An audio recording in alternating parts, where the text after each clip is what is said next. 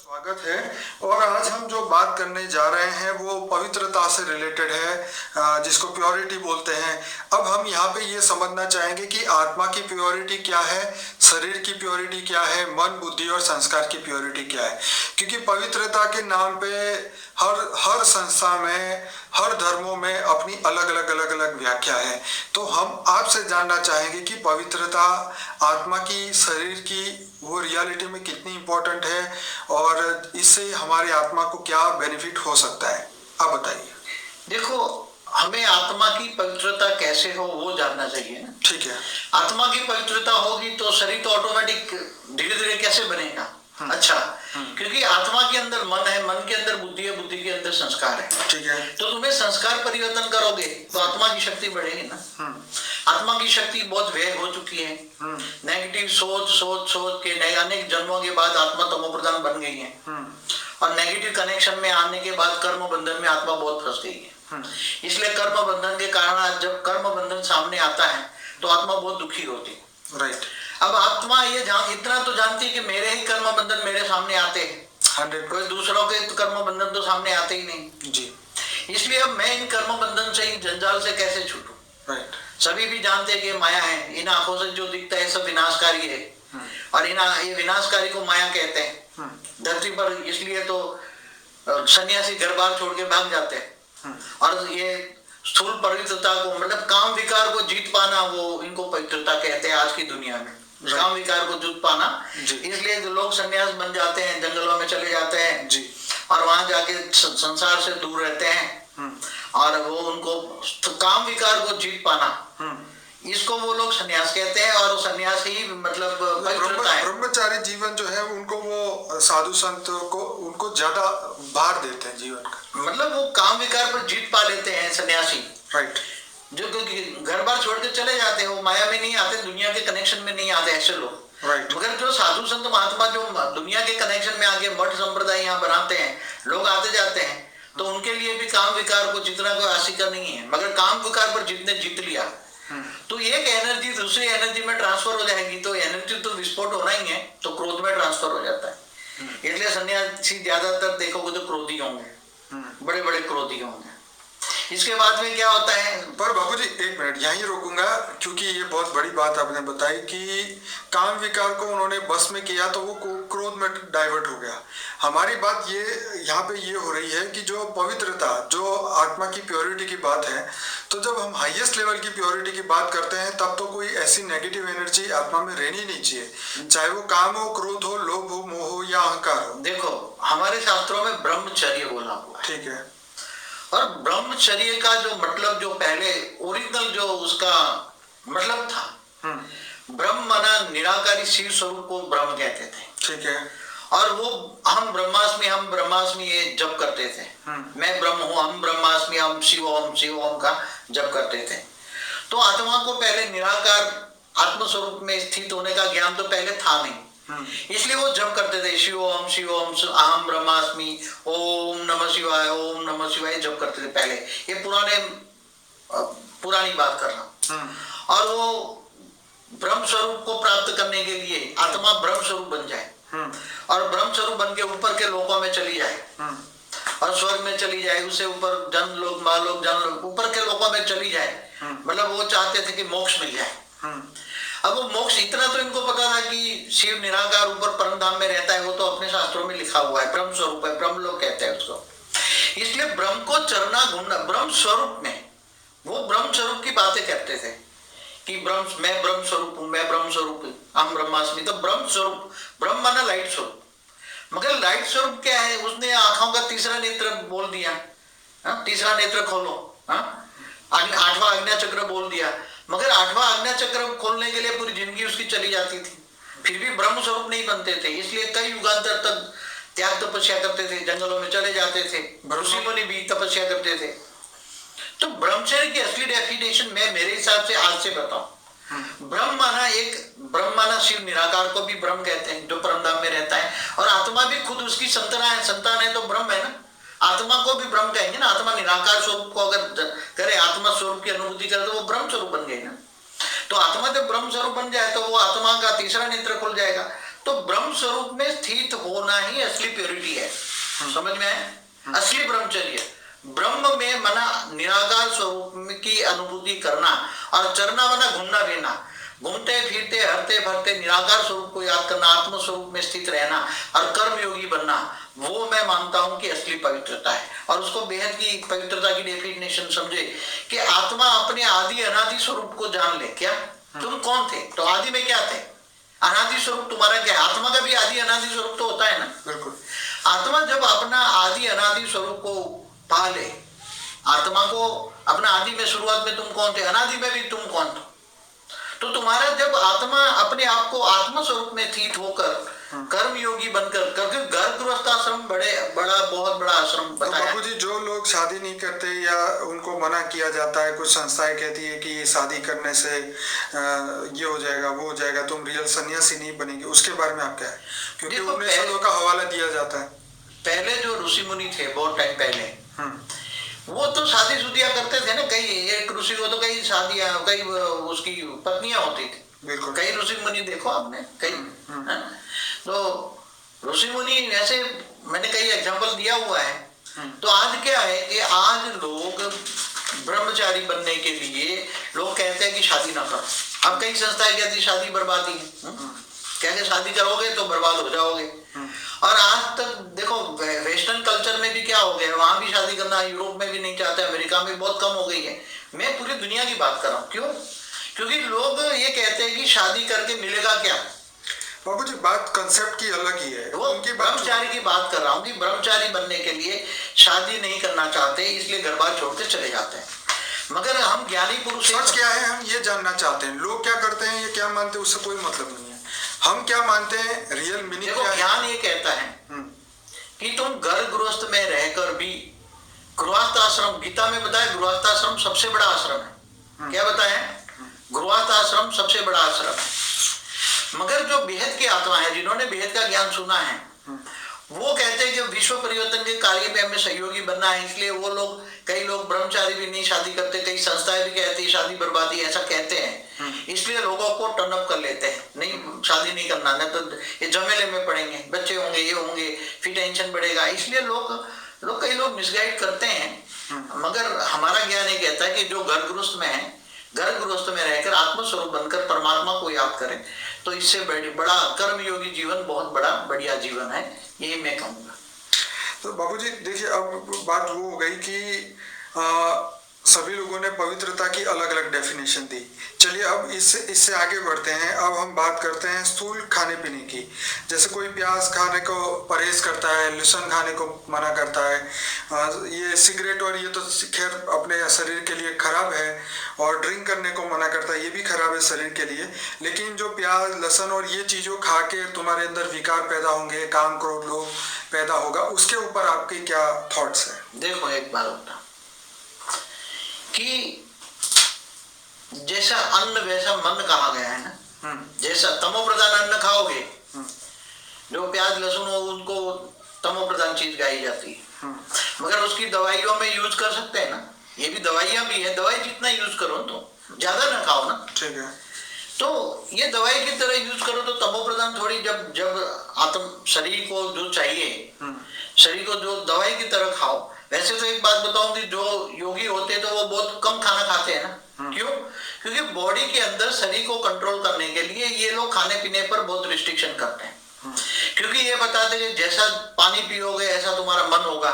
क्योंकि पानी का भी इफेक्ट मन पर होता है, खाने का भी इफेक्ट मन पर होता है। इसलिए खाने पीने पर वो लोग बहुत रिस्ट्रिक्शन करते हैं, ये ना खाओ, ये ना खाओ, ये ना खाओ। अलग अलग धर्मों में, अलग अलग संप्रदाय में। और यहाँ तो मीट मटन तो हमारे यहाँ अलाउ भी नहीं करते ना, मांसाहारी तो खाना। हाँ, नॉनवेज खाना, नॉनवेज खाना तो ये सब चीजें। तो खाना तो सही बात है, वैसे जैसा अन्न वैसा मन होता ही है। तमो प्रधान खाना नहीं चाहिए जिनको योगी जीवन करना है। और घर गृहस्थ में रहकर अगर संसारी जैसा जीवन बिताना है और लौकिक अलौकिक बैलेंस रखना है, तो पहला तो आत्मस्वरूप का अलौकिक ज्ञान चाहिए तुम्हें। अगर आत्मा में ज्ञान आता है तो वो आत्मस्वरूप में स्थित होकर अपना जीवन की नैया पार लगा देता है। मगर जिनको पहला आत्मा को जीवन जीने की कला होनी चाहिए। पर मेन चीज यहाँ यही प्रश्न था, क्या ये चीजें खाने से मन पे काम क्रोध पैदा होता है? इसका जवाब हाँ या ना? देखो, अलग अलग आत्माओं में, अलग अलग कैटेगरी की आत्माओं में अलग अलग प्रभाव डालता है अन्न का प्रभाव। ठीक है। एकदम तमोप्रधान आत्मा होती है, हल्की क्वालिटी की आत्माएं होती है, इनकी अन्न का प्रभाव बहुत पड़ता है। ओके। मगर जो महाज्ञानी आत्मा है, ठीक है, जो हाई क्वालिटी आत्मा है, जिनको हम भेद की आत्मा कहते हैं, तो वो जो आत्म स्वरूप में रहता है, तो आत्म स्वरूप में स्थित होकर, जिनको आत्म स्वरूप का ज्ञान है, आत्मज्ञानी है, और आत्म स्वरूप में रहकर जो थोड़ी सी हल्की सी तमोप्रधान चीजें शरीर के लिए दवाई की तरह यूज करता है, तो उसको इफेक्ट नहीं होता। क्योंकि आत्म स्वरूप में, मैं बताऊं आपको कि आत्म स्वरूप में रहकर अगर कोई भी खाना खाता है, तो ये वो एहसास होता है आत्मज्ञानी कि मैं शरीर के लिए खाना खा रहा हूँ। क्या ये सिर्फ जीने के लिए खाना खा रहा हूँ, खाने के लिए जी नहीं रहा हूँ, समझ में? तो इनका ये मन का प्रभाव, मन का प्रभाव जो है, अन्न का प्रभाव जो मन पर पड़ता है, वो नहीं होगा। इसलिए खाने से पहले आत्म स्वरूप में रहो, ऑलमाइटी अथॉरिटी को याद करो। तो पहले ऑलमाइटी अथॉरिटी को जानो, आत्म स्वरूप में स्थित होकर परमात्मा के एक मुझे काम दिया है कि मैं विश्व कल्याणकारी हूं, तो वो अगर लक्ष्य तुम खाना खा रहे हो कि मैं खाना इसलिए खा रहा हूं कि मुझे विश्व कल्याण करना है, मैं विश्व परिवर्तक आत्मा हूं, ऐसी हाई क्वालिटी आत्माओं को कभी भी अन्न का प्रभाव मन पर पड़ेगा नहीं। ओके। तो ये तो बाबूजी आपने बढ़िया बात बताई कि खाने पीने की जो चीजें हैं वो मतलब आत्मा की स्टेज के ऊपर डिपेंड करती है कि आत्मा की स्टेज की है। देखो, आत्मा की जो स्टेज है ना, आत्मा ऊपर तो कई लेयर बने हैं ना, तो तुम्हारे खाने पीने का प्रभाव तुम्हारी आत्मा पर कहां तक जाता है, कौन से लेयर में जाता है? आत्मा पर कई लेयर है। आत्मा पर कारण शरीर है, जैसे अन्नमय कोश बताया जाता है। तो अन्नमय कोश माना जो प्राणमय शरीर है, प्राणमय कोश माना वायु तत्व का शरीर, सूक्ष्म शरीर कहते हैं। तो तुम्हारे खाने का प्रभाव कौन से शरीर में इफेक्ट करता है? खाने का प्रभाव तुम्हारा स्थूल शरीर पर प्रभाव पड़ेगा ना, कि क्या वायु तत्व पर प्रभाव डालेगा? कौन से शरीर पर प्रभाव डालेगा? मेन तो तुम्हारा कारण शरीर, सूक्ष्म शरीर और स्थूल शरीर है। तो तुम जो खाना खा रहे हो, इससे कौन से शरीर को इफेक्ट होगा, ये सोचना पड़ेगा ना तुम्हें। हाँ, क्योंकि वायु तत्व का प्रभाव, तुम श्वास लेते हो तो श्वास से तो प्राणमय शरीर माना वायु तत्व को इफेक्ट करता है, और वायु के अंदर ही अग्नि है। और आकाश तत्व को किसको इफेक्ट करता है? तुम्हारा कारण शरीर आकाश तत्व से बना है। तो वो समझना पड़ेगा कि तुम जो खाना खा रहे हो वो क्या तुम्हारे मन पर जब प्रभाव पड़ेगा, जब तुम्हारे आकाश तत्व पर पड़ेगा। बॉडी के अंदर जो है, स्थूल शरीर के अंदर सूक्ष्म के अंदर आकाश तत्व है, मन का इफेक्ट आकाश तत्वों पर पड़ता है, तब पड़ता है। इसलिए खाने की डायरेक्ट इफेक्ट कभी भी मन पर प्रभाव नहीं डालते। पहले स्थूल से होकर सूक्ष्म शरीर, सूक्ष्म से कारण शरीर पर होकर इफेक्ट मन पर आती है। बहुत लंबी प्रोसेस है वो। अगर मैं समझाऊं तो थोड़ा टाइम लेगा, 5 मिनट अगर दो तो मैं वो समझा दूं कि अन्न की इफेक्ट कैसे सूक्ष्म से और कारण शरीर पर जाती है और इसकी इफेक्ट मन पर कैसे जाती है। बताइए, बहुत अच्छी बात है। देखो, मन डायरेक्टली आत्मा में है, आत्मा के अंदर मन है, मन के अंदर बुद्धि है, और बुद्धि के अंदर संस्कार है। तो डायरेक्ट संस्कार बुद्धि को इफेक्ट करता है ना, जैसे संस्कार होंगे। अब संस्कार किससे प्रभावित होता है? खाने पीने से संस्कार इफेक्ट होता है, खाने पीने से संस्कार प्रभावित होता है। तो संस्कार प्रभाव होने पर ये स्थूल शरीर पर प्रभाव डालता है। पहले स्थूल, और स्थूल से ज्यादा संस्कार बहुत बन जाए, कहते हैं इसके जन्मों जन्म के संस्कार है, तो उसके सूक्ष्म शरीर पर रिएक्ट करता है, वायु तत्व प्राणमय शरीर पर। और जब प्राणमय शरीर इफेक्ट होता है, बार बार वही भोजन खाओ, तमोप्रधान खाओ, बार बार तमोप्रधान खाओ, और तुम्हें कोई ज्ञान नहीं है, तुम्हें किसी भी प्रकार का ज्ञान नहीं है, और बस थोड़ी सी भक्ति कर लिया, मंदिर में ऐसे 1 मिनट गए, और कोई ज्ञान नहीं है, तुम्हारे आत्मस्वरूप का ज्ञान नहीं है। तो वो आत्मा धीरे तमोप्रधान खाने से चीजें स्थूल और सूक्ष्म शरीर में प्रभाव होकर आकाश तत्वों में जाता है, इसका प्रभाव आकाश तत्वों पर जाता है। इसलिए पहले संस्कार पर प्रभाव डाला, संस्कार क्या बदलने लगे? खाने पीने का प्रभाव सीधा संस्कार पर गया, संस्कार बदलने लगे, तमोप्रधान बनने लगे, संस्कार पर इफेक्ट हुई, संस्कार तमोप्रधान बनने लगे। तो तुम्हारे संस्कार बैठ उठक बोलना चालना संस्कार खाने पे भी। बाबूजी, आपने जो समझाया उसके हिसाब से जो मुझे समझ आई कि जो हम अभी कर्म कर रहे हैं उसका सीधा प्रभाव पहले संस्कार पे जाता है, कर्म में सीधा संस्कार बनता है, और संस्कार जो है, देखो कर्मों की इफेक्ट सीधे खाने पे होती है। खाने से तुम्हारा संस्कार कर्म कर्म बदल देता है तुम्हारा। एक बात बताओ, संग सोबत बैठना उठना कर्म बदल देता है, और कर्म से संस्कार बिगड़ने लग जाते हैं, और संस्कार बिगड़ते ही उसकी बुद्धि खराब होती है। समझ में आए? बार बार संस्कार बिगड़ेगा तो बुद्धि पर इफेक्ट हुआ ना, तो बुद्धि पर इफेक्ट होते ही सिद्धि मन पर इफेक्ट होती है, मन खराब हो जाता है। और मन एक बार आउट ऑफ कंट्रोल हो गया तो फिर वो जन्म जन्म जन्म मन में जो रिकॉर्डिंग पड़ा हुआ है वही बार बार संस्कार वो आत्मा ले जाती है, और आत्मा शरीर छोड़ती है तो भी वही मन के अंदर जो रिकॉर्डिंग पड़ा है, मन के अंदर बुद्धि और संस्कार पड़ा है, वो हर जन्म में साथ ले जाती है। इसलिए संस्कार को परिवर्तन करने के लिए तमोप्रधान खाना नहीं खाना चाहिए, ये मेरा मन भी कहता है और मैंने प्रैक्टिकल अनुभव किया है, तमोप्रधान नहीं खाना चाहिए। तो नॉनवेज जो लोग खा रहे हैं नॉर्मल दुनिया में लोग, उनको नॉनवेज नहीं खाना चाहिए आपके हिसाब से? देखो, जो नॉनवेज खाते हैं वो एकदम, अगर अच्छी क्वालिटी की आत्मा हो तो उसको मन के अंदर खाने के बाद उसको लगेगा मैंने अच्छा नहीं किया। क्योंकि हिंदू धर्म के अंदर ये ऐसी चीजें खाना, और अच्छे लोग नहीं खाते। ठीक है। ये मदिरा पान करना, शराब का सेवन करना, ऐसा खाना, ये अच्छी आत्माओं के लक्षण नहीं है। इसलिए अच्छी आत्मा जो है ओरिजिनल, मगर आत्माओं के तो चाहे अच्छी हो बुरी हो, आज क्या है सब संस्कार बदल गए, सबके एक जैसे संस्कार हो गए। मगर संस्कार परिवर्तन करने के लिए मन को तुम्हें बदलना है तो तुम्हें खाना पीना तो बदलना ही पड़ेगा। अच्छा बाबू जी, कुछ बेहद की प्योरिटी के बारे में बताइए कि बेहद की प्योरिटी क्या है? देखो, बेहद की, हर कोई चीज को अर्थ में हद से बेहद में ले जाओ। तो बेहद की प्योरिटी तुम्हारे अंदर जो बेहद की है कि काम क्रोध लोभ मोह अहंकार से कोई ऊपर बेहद की प्योरिटी है। देखो, आत्मा के बाहर का आवरण जो है ना, स्थूल शरीर, सूक्ष्म शरीर और कारण शरीर में है, ये तीनों के अंदर स्थूल संस्कार है ना। तो स्थूल तुमने काम क्रोध लोभ मोह अहंकार पर जीत पा लिया, तो वो हद की प्योरिटी आ गई ना। ये तो हद के संस्कार है ना, काम क्रोध लोभ मोह अहंकार तो हद के संस्कार है ना। हाँ जी।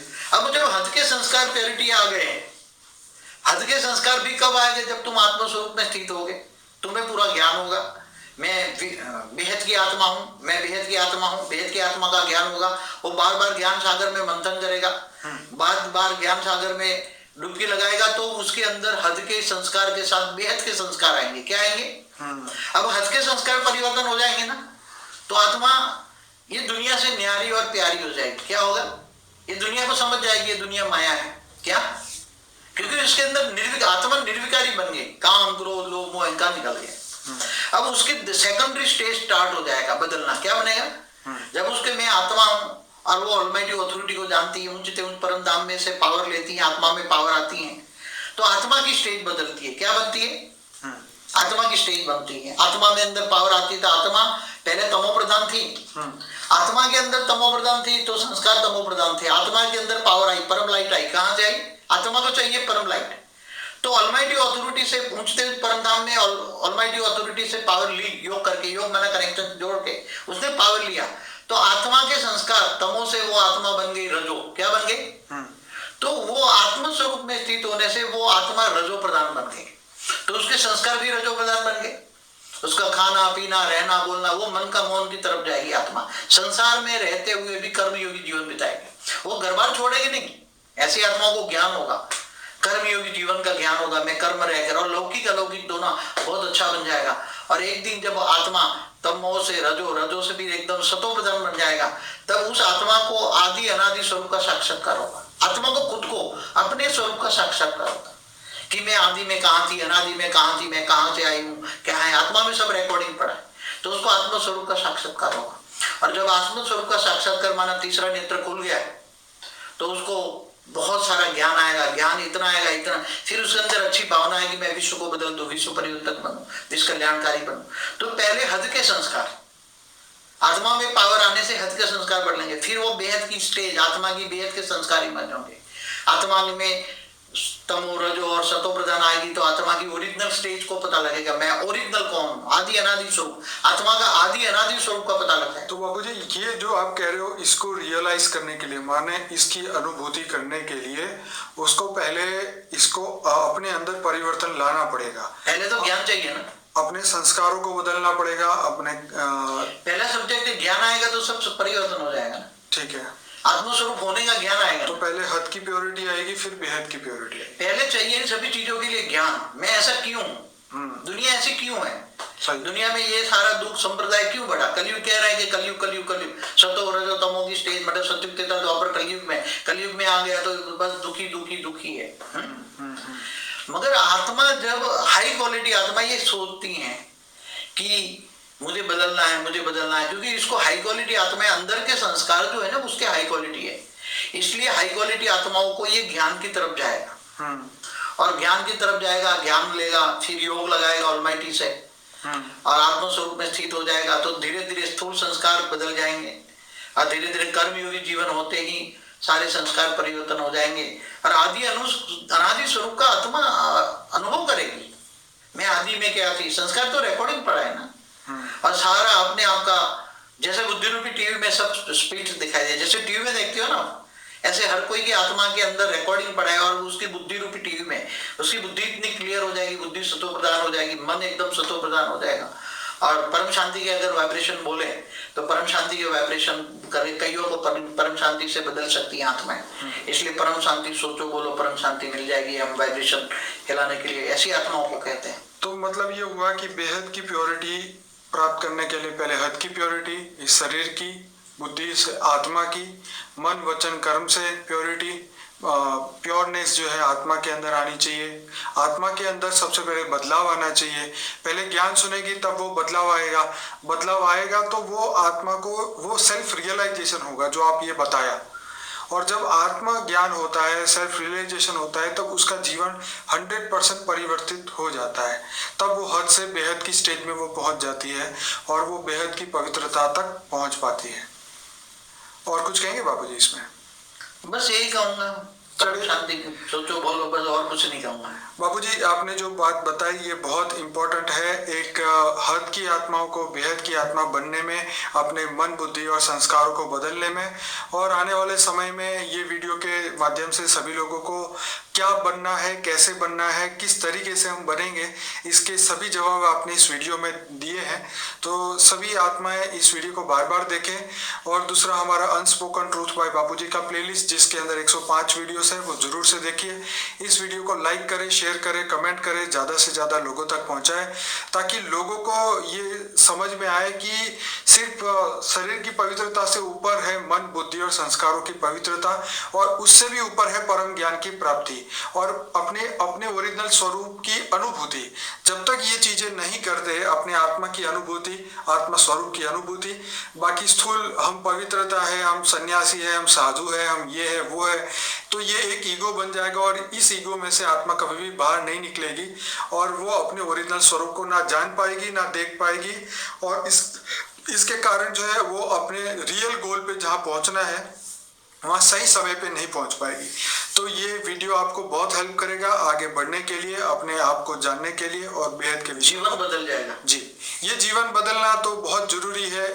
मतलब ये जो है ये सहयोगी चीजें हमारी कि मन बुद्धि और संस्कारों का परिवर्तन हो जाए, हम अपने अंदर ही वो परिवर्तन देखें जो हम दुनिया में देखना चाहते हैं, तो हमारी सबसे बड़ी जीत स्व परिवर्तन हो जाएगा। जी, तो स्व परिवर्तन से विश्व परिवर्तन डेफिनेटली निश्चित है, लेकिन वो परम ज्ञान से ही हो सकता है। बापूजी आपका बहुत बहुत धन्यवाद। परम शांति। बेहद की परम शांति सोचो बोलो परम शांति। Join us daily for our morning live meditation, Monday to Saturday, 5:30 to 6:30 a.m.